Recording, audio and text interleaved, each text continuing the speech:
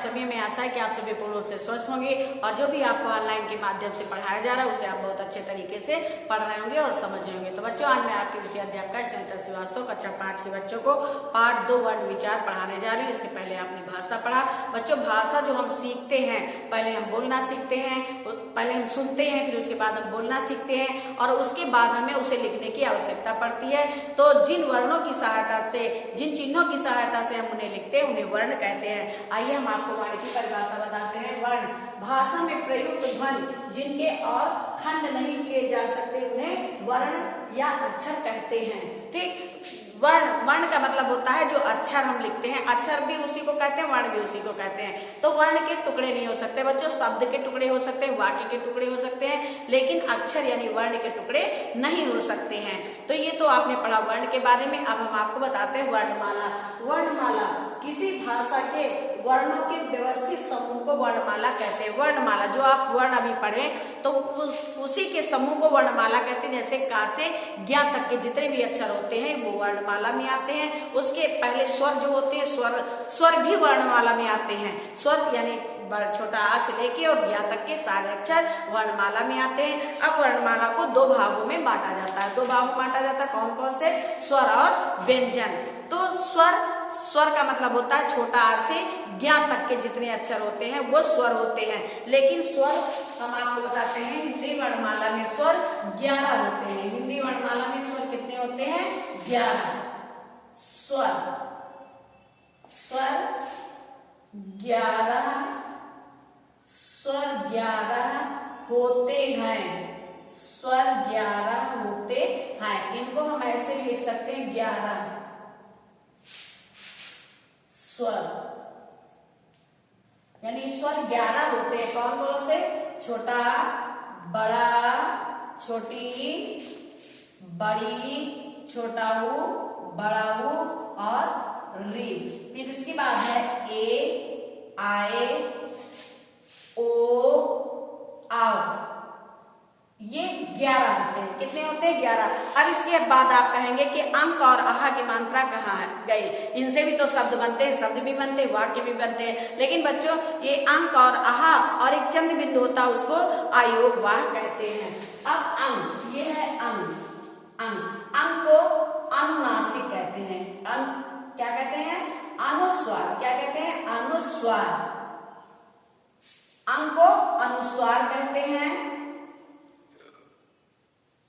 अनुस्वार कहते हैं। और आहा को विसर्ग कहते हैं। आहा को विसर्ग कहते हैं, विसर्ग कहते हैं। इसके बाद आती है चंद्र बिंदु। चंद्र बिंदु को अनुनासिक कहते हैं। अनुनासिक कहते हैं। अनुनासिक कहते हैं। तो ये तो बच्चों हो गए आपके स्वर। अब व्यंजन 35 होते हैं। का से लेके जो है का, खा, गा, गा, अंगा, चा, छा, जा, झा, यहाँ से लेके हा तक के जितने भी व्यंजन होते हैं वो 33 होते हैं। लेकिन उन 33 व्यंजनों के साथ हम एक ये डा जोड़ते हैं और एक ये ढा। तो इस प्रकार व्यंजन जो है 35 हो जाते हैं। हमें जैसे सड़क लिखना है, सड़क, तो हम अगर डा लिखते हैं इसके नीचे बिंदी नहीं लगाते हैं तो ये सड़क हो जाएगी, ये गलत हो जाएगा, सड़क। और फिर जैसे हम पढ़ लिखते हैं तो हम पढ़ लिख देते हैं, ये गलत हो जाता है, ये ढा लिखेंगे। तो इस प्रकार इन दोनों अक्षरों को लेके 35 अक्षर होते हैं। ये तो आपने पढ़ा व्यंजन के बारे में। अब बच्चों, व्यंजन के अलावा व्यंजन तो आपने पढ़ा कि व्यंजन 35 होते हैं। अब छत्रंज्ञा, आप कहेंगे कि छत्रंज्ञा ये अक्षर कहाँ चले गए? तो इनसे भी शब्द बनते हैं और इनसे वाक्य बनते हैं। तो छत्रंज्ञा को संयुक्त व्यंजन कहते हैं। छत्रंज्ञा को क्या कहते हैं? संयुक्त व्यंजन।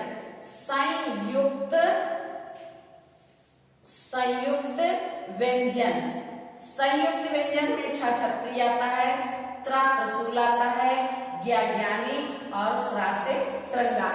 संयुक्त व्यंजन किसे कहते हैं? जो एक या 2 अक्षरों के मेल से, यानी जो 2 अक्षरों के मेल से बनते हैं उन्हें संयुक्त व्यंजन कहते हैं। जैसे छत्री का और सा की योग से बनता है, त्र, ता और रा की योग से बनता है, ज्ञा, जा और इया के योग से बनता है, स्रा, सा और रा के योग से बनता है। तो इस प्रकार संयुक्त व्यंजन दो अक्षरों के योग से बनते हैं, इसलिए इन्हें संयुक्त व्यंजन कहते हैं। इसके बाद हम आपको बताते हैं द्वैत व्यंजन। बच्चों द्वैत व्यंजन क्या होता है?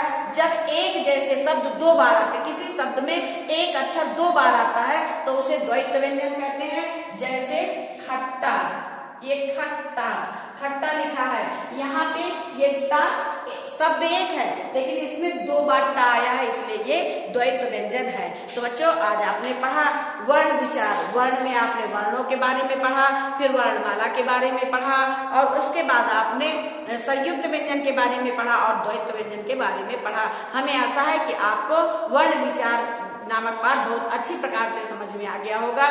तो बच्चों आज ये पाठ यहीं पे समाप्त करते हैं। धन्यवाद।